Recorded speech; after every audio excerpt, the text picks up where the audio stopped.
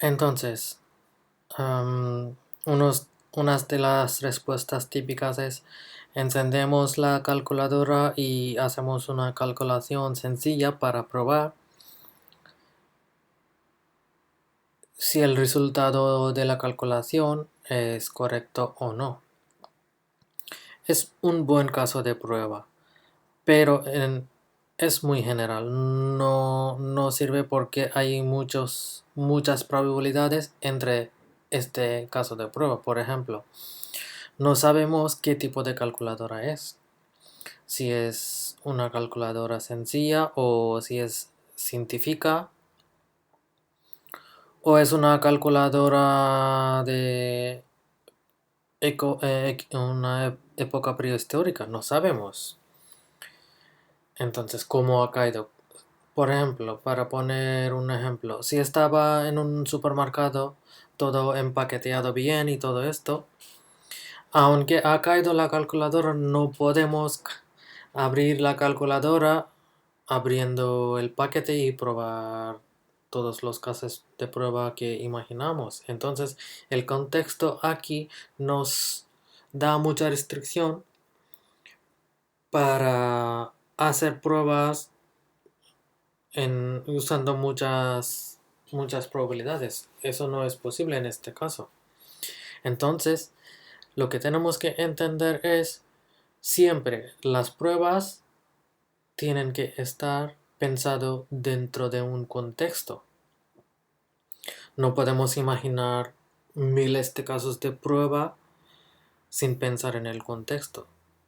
Primero el contexto, luego dentro del contexto las posibilidades para cada posibilidad, cómo podemos pensar para probar esta posibilidad completamente. Así tenemos que pensar. Como vemos aquí, tenemos que experimentar, estudiar, preguntar, modelar, observar y después de todo esto, llegar a una inferencia. ¿Cómo podemos hacer esto? Primero, pensamos en las posibilidades, luego para nuestras aplicaciones cogemos las pruebas que hacemos a través de las máquinas, por ejemplo, como hemos visto ahora, lo que estamos haciendo es solo imputar las entradas, pero realmente no estamos haciendo ninguna verificación calculando nosotros.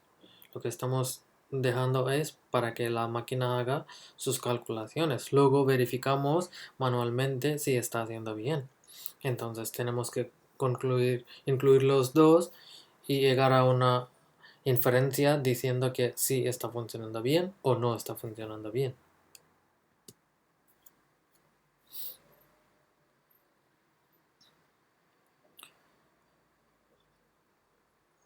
Si, ¿cómo piensan otras personas sobre qué hace un tester? Es, piensan que es un trabajo muy fácil porque alguien explica los requisitos y comparando estos requisitos contra un sistema real, tenemos que comprobar que el sistema está funcionando bien. Parece muy fácil, pero no. Por ejemplo, en este diagrama, ¿no? Hay un dibujo de sistemas y es algo discreto. Entonces, la gente piensa que un tester tiene que probar solo esto con sistemas reales. Es fácil, pero no. Por ejemplo, aquí en este ejemplo tenemos que pensar qué significa flechas bidireccionales en este diagrama. ¿Qué hace el servidor de web? ¿Qué tipo de páginas sirve? ¿Qué tipo de servidor de aplicación es? ¿Qué tipo de base de datos tiene? ¿Cómo comunican entre estos los componentes? Hay muchas preguntas. Entonces, alguien ha descrito este sistema, tenemos que imaginar las situaciones y las posibilidades, así como explicamos en este diagrama.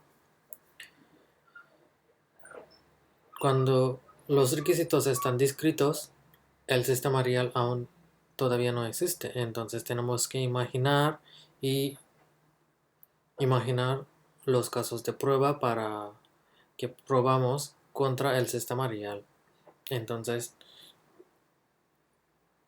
en principio, un tester tiene que tener mucha imaginación para pensar en miles de posibilidades o más para probar el sistema completamente, para asegurar la calidad. Vale, aquí vamos a hablar tipos de testing. Los tipos de testing, aquí vamos a hablar un poco en general, pero en la segunda sesión vamos a hacer ejercicios para entender bien qué significa cada tipo de testing. En general hay tres tipos de testing: funcional, no funcional y mantenimiento. Como vemos, en funcional hay pruebas unitarias, pruebas de integraciones, pruebas de sanidad, aceptación, localización, internacionalización, interoperabilidad. En no funcional, rendimiento, resistencia, carga, volumen, escalabilidad, usabilidad. En mantenimiento, más o menos repetimos lo que hemos hecho en funcional, pero repetitivamente, como regresión y mantenimiento, para asegurar que nada está roto. Ahora vamos a hablar la psicología de testing.